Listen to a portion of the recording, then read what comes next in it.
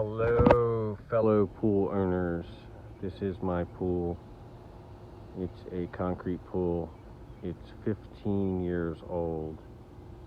I wanted to make a video for you because I was having some troubles and I found the solution, and I wanted to share it because I had trouble finding information about the problem I was having. So I'm going to make this video for you here. The problem I was having was with the heater. This pool can be heated, but we really don't heat the pool that much. In the spring and fall we do, but in the middle of summer, of course, we don't really need to heat it. I live in Maryland, by the way. But we have this hot tub here that's a part of the pool, and it's very popular.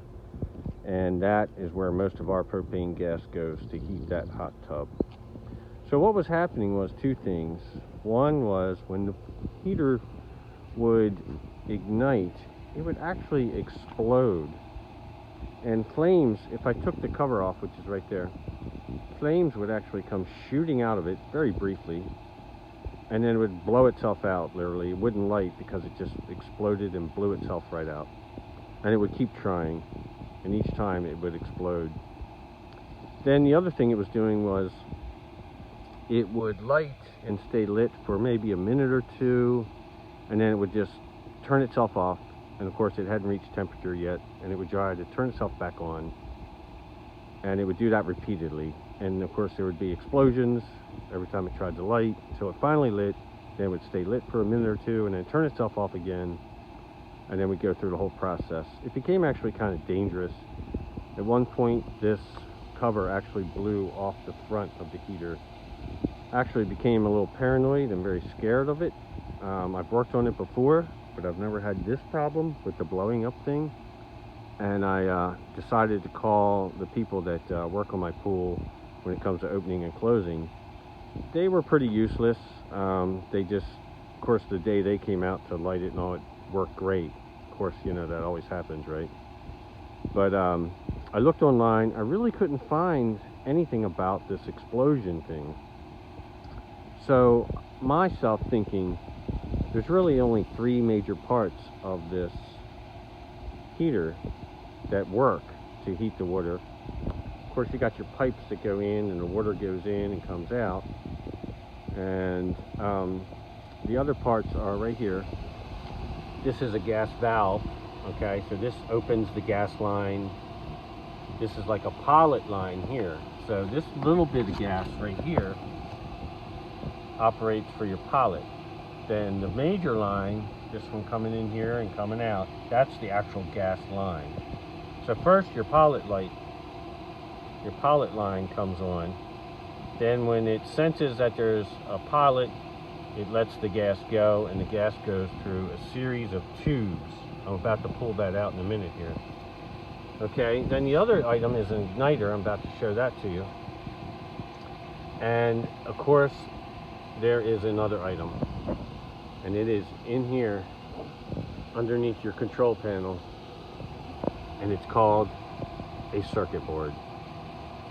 Okay, so I'm about to explain some of that to you in a minute here. Let me pull out this heater tray here. Oh, I'm gonna have to undo something. Anyway, if you look in here, you have a series of tubes, and these tubes have holes in them. That's your actual flames.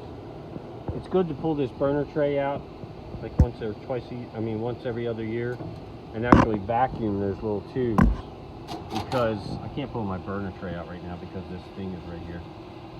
But these tubes can get dirt in them, and then the flames won't work properly. Let me get a tool here. So you just bear with me a second. I will undo this little nut right here, and we can get to work on this real quick.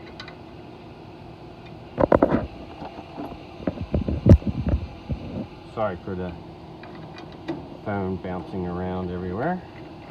I'm just going to take this little thing off right here. This is just a little piece of sheet metal that holds the gas valve steady. So now I can actually pull this out. And I will connect them better, by the way. Okay, so now you can see these little tubes and the little holes. if I undo my gas line, I can actually pull this whole burner tray. It's called a burner tray. I can pull the whole thing out. Okay, keep in mind you do have some wires, and it's good to pull this out, vacuum in there. It's good to clean out underneath. You'll see cobwebs, maybe bees nests, everything else in this on there, maybe some leaves. So you can clean out all underneath this burner tray, all around it, vacuum the burners. And then another thing I learned recently was there's another place to clean, and that is up here. If you take this lid off right here, it comes off right here with some screws.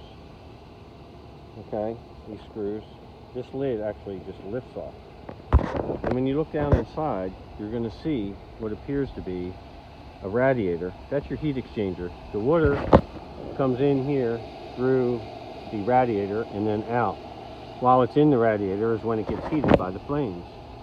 It's good to pull your burner tray out, take your lid off, use a garden hose to clean the radiator, not just from the top but also from underneath. You can actually reach your hand up under here and squirt the water up into the radiator from there. You should do this once every couple of years too. The heat exchanger, if it becomes dirty and sooty, then you don't have the proper ventilation you need. This was what everyone thought was my problem with my explosion. So the explosion would actually come out of here, flames would come out very briefly, split second, and then it would just blow out. Okay, so what I learned though, oh, I'm sorry, I wanted to show you the igniter. The igniter is right back there. That's your igniter.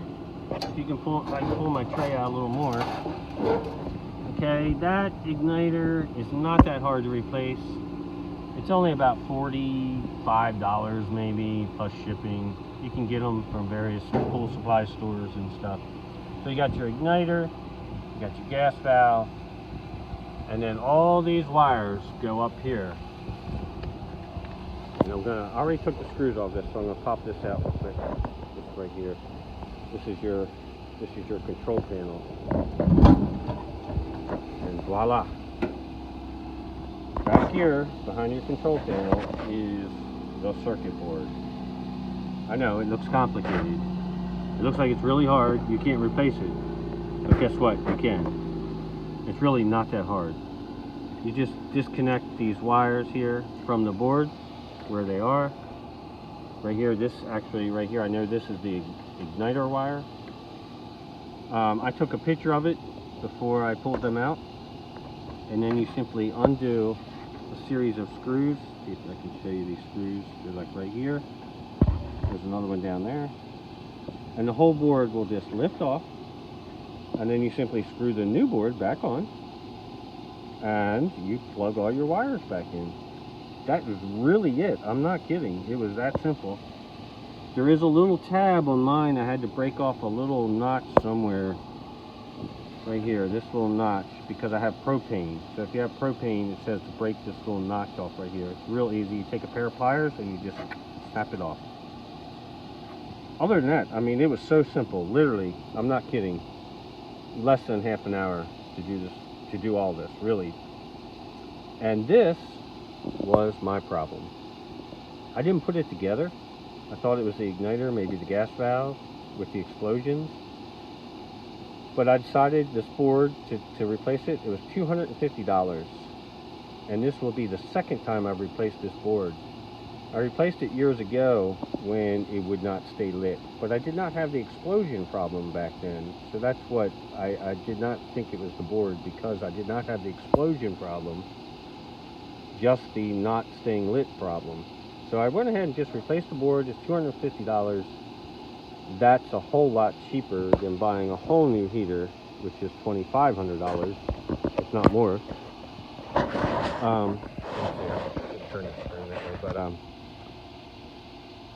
Yeah. So I mean, if the heater is not leaking water and it's just malfunctioning, there's no need to get a whole new heater. It's like a water heater. If your water heater in your house isn't leaking water, but it's just not making hot water, then there's just something wrong with a component, not the water tank. So there's no sense in getting a whole new water heater. It costs $500 when you could just replace a part. Electric water heaters have what's called an electrode. They're literally like 20, 25 bucks. I mean, that's a lot cheaper than 500. So just keep this in mind. This was a little bit of a bugger for me. It took me a while to put it together and figure it out. Of course, I was waiting on the board to come. You know, meanwhile, everybody wants to use a hot tub, but, you know, it wasn't available. So we've been the least popular place to go to so far this summer. But now we'll be the popular place again. Everybody will be back to use our hot tub. So anyway, this just lifts back in, and then you just put these screws back here in the side. Sorry for the phone. And that's it. It's back together. And of course I'll put that facade back on. And I gotta put my little burner tray back. So. Anyway, I hope this helps. I hope I saved somebody out there money. And I hope this helps. And hey, happy swimming.